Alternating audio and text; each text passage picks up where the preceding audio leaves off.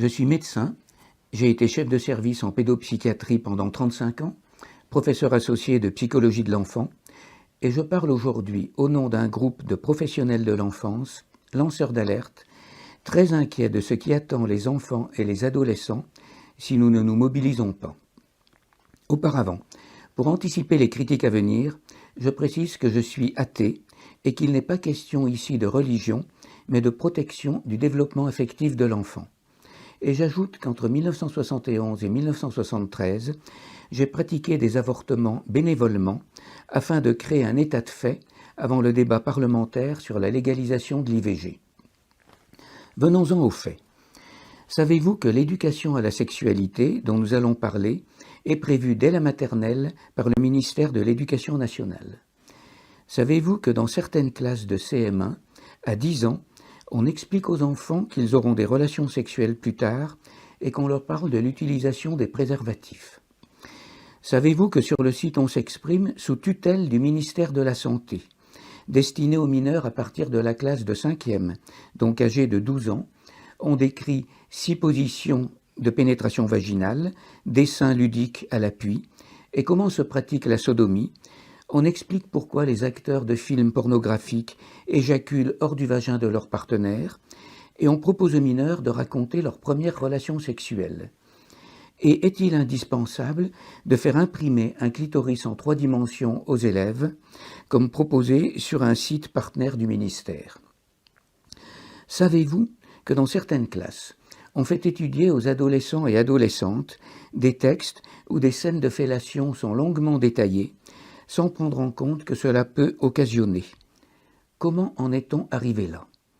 En mars 2017, la ministre de la Santé a annoncé la généralisation d'un programme d'éducation à la sexualité dès octobre 2017, donc dans quelques mois. Et qu'y a-t-il sur ce programme? 2 parties.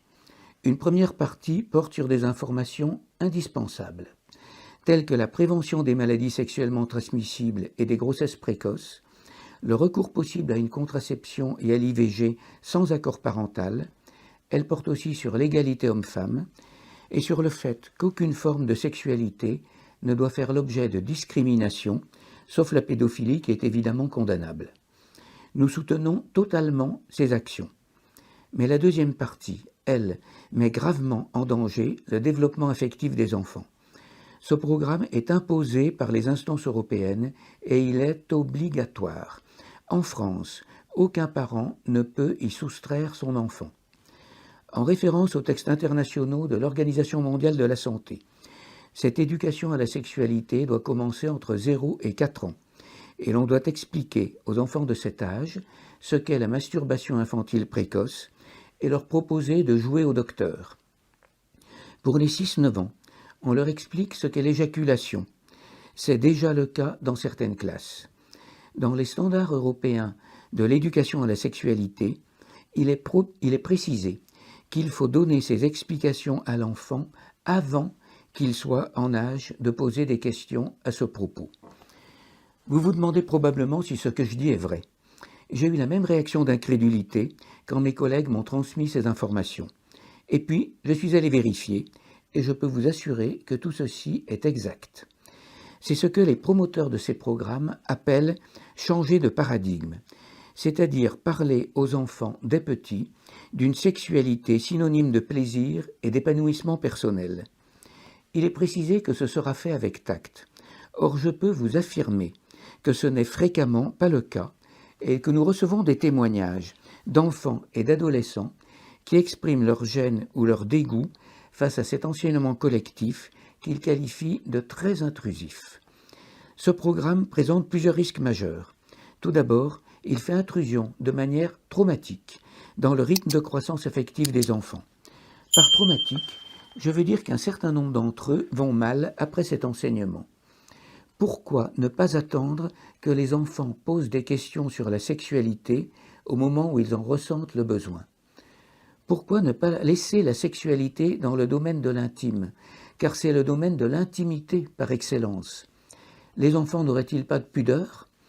Pourquoi des adultes éprouvent-ils le besoin de prendre une place de séducteur initiateur? Et il est évident qu'en introduisant précocement des informations techniques, on risque de séparer la sexualité de la vie affective. Donc on fiche la paix aux enfants. Mais il y a plus encore. Ce programme introduit aussi la théorie du genre, c'est-à-dire l'idée selon laquelle notre identité sexuelle, garçon ou fille, masculine ou féminine, est une construction sociale qui n'est pas liée à notre sexe biologique. Donc, comme notre identité sexuelle serait liée à notre manière d'élever les enfants, les filles jouent à la poupée et les garçons au cow-boy, il faudrait sortir de ces modèles, les déconstruire, avec comme objectif, je cite, qu'un enfant intègre la liberté de choix de ses modèles sexuels, et ceci à la période même où il s'identifie à ses modèles familiaux, à son père ou à sa mère. Il s'agit donc d'une attaque des processus de filiation. L'enfant pourrait en quelque sorte choisir à quel sexe il souhaite appartenir. Cette théorie très contestée n'a aucun fondement scientifique.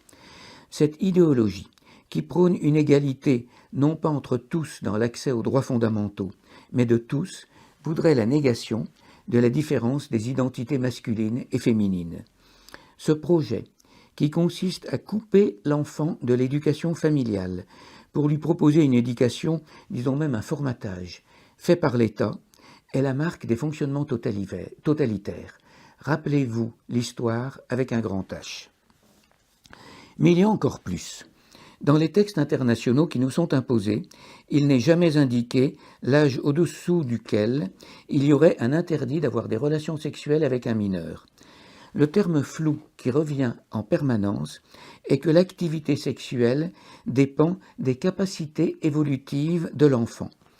On peut donc glisser rapidement vers l'idée que selon ses capacités, l'enfant peut être consentant, ce qui revient à dire qu'un enfant séduit par un adulte sans violence physique, comme c'est le cas dans beaucoup d'abus sexuels, serait obligatoirement consentant.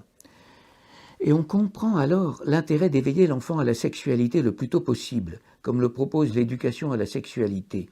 C'est la voie ouverte à la pédophilie.